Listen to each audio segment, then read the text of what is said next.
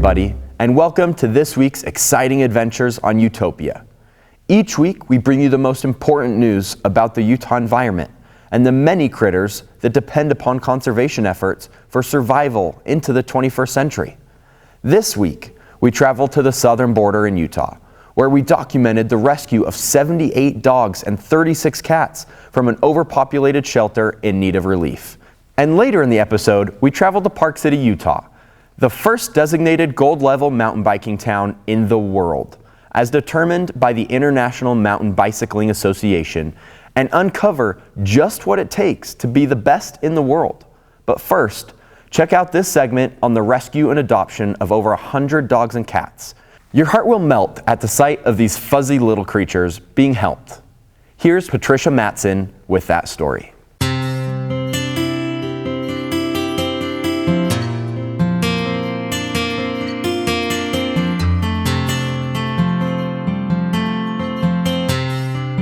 Utah, 2016. Over 2,400 dogs and cats were killed because they didn't find a safe place to call home.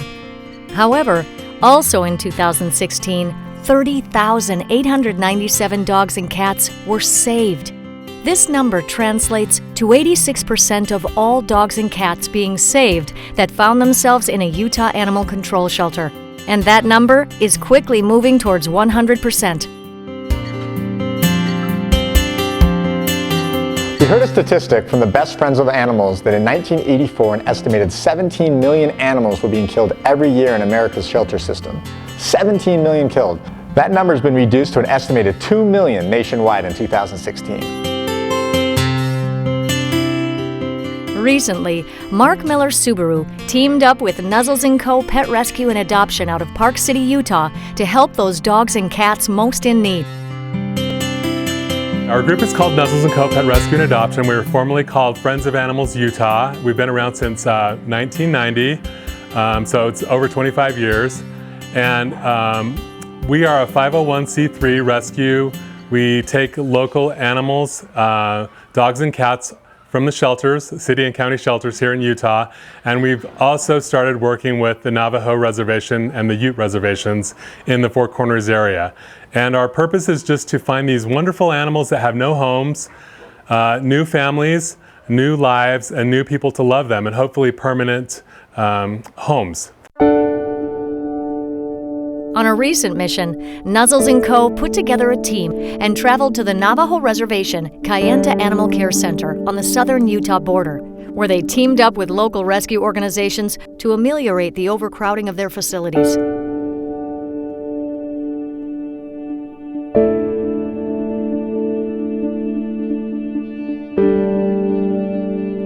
Well, I'm full-blooded Navajo, and so I'm passionate about the res dogs and the res cats because as a little kid I always saw these dogs and these cats that were pretty rough looking and pretty sad looking, and my heart just went out to them. And so once I got involved with animal rescue in 2002, I always thought we should do something for those poor animals. They always seemed really friendly on the inside, but you could just tell they were having a rough life.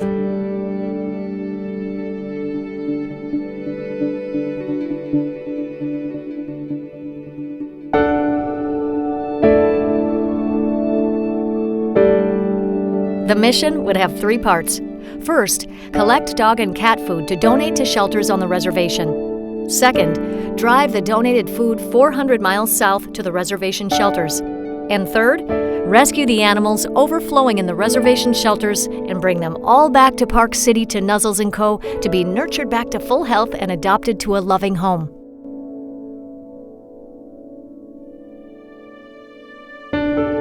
In the weeks leading up to the big event, we had customers and employees put together a big pet food donation, which we got over 3,500 pounds of food in the 2 weeks that we were able to bring down to the Kayenta Reservation.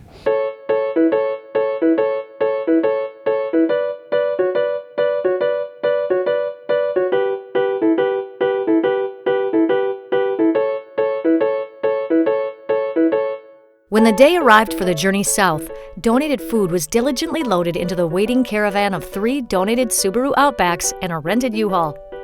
Joining this land transport would be a chartered plane flown by Mark Miller himself, owner of Mark Miller Subaru, and co-piloted by his son Jeff. They would make 2 trips to the reservation from Salt Lake City, filled with as many dogs and cats as the plane could carry on each trip.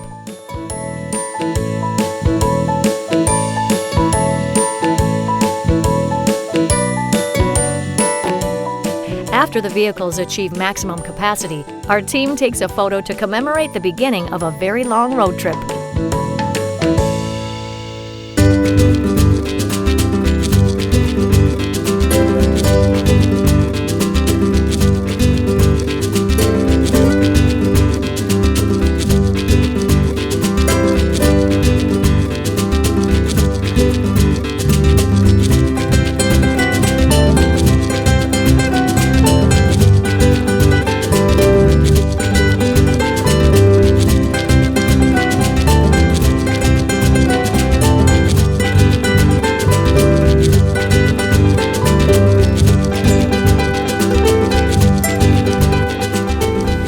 We're about 30 miles outside of Moab right now. We're about halfway through our mission. Keep you updated as we go along. We're excited to get there.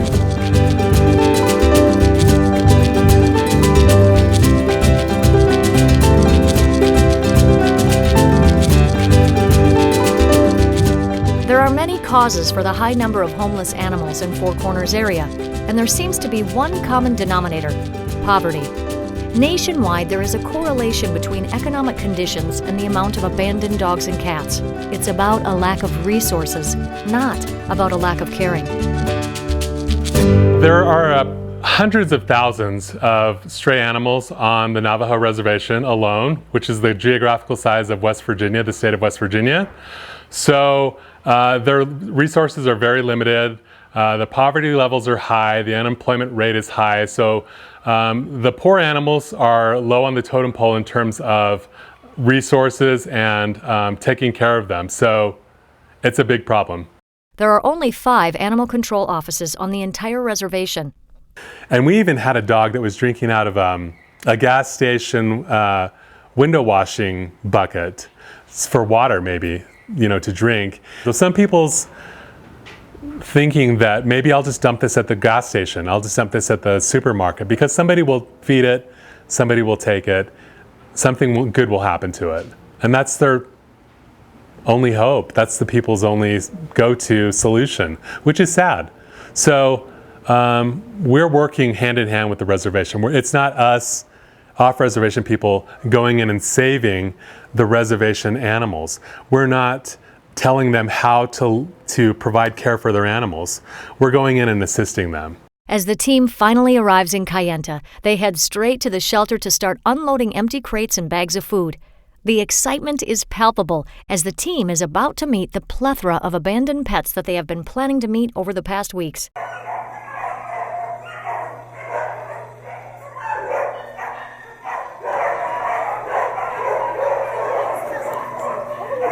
Entering the Kayenta Animal Rescue Shelter, desperate barks get louder. Hearts sink with each whelp, but are buoyed by the knowledge that these poor creatures are about to enter a new chapter in their lives with a storybook happy ending.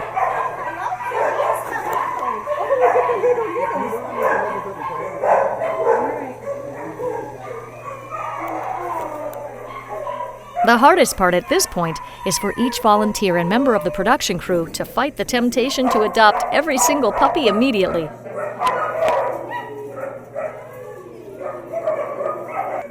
I have 2 dogs at home, but when I saw these puppies that were just so cute, I thought maybe 3 would be a good number, and I know my kids would love to have another one, but maybe not.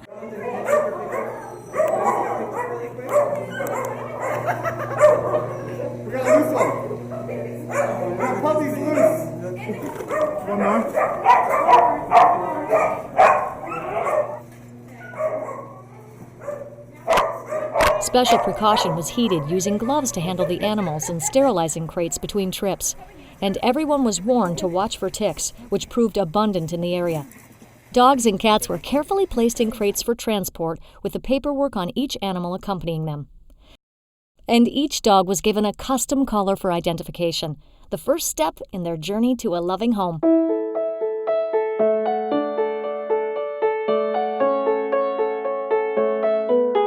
before we came down, we picked about 75 Subaru-themed names, and we're naming them as we pick them up and handle them. Wrangling some of these squirming pups was as difficult as herding cats, which was, actually the next step.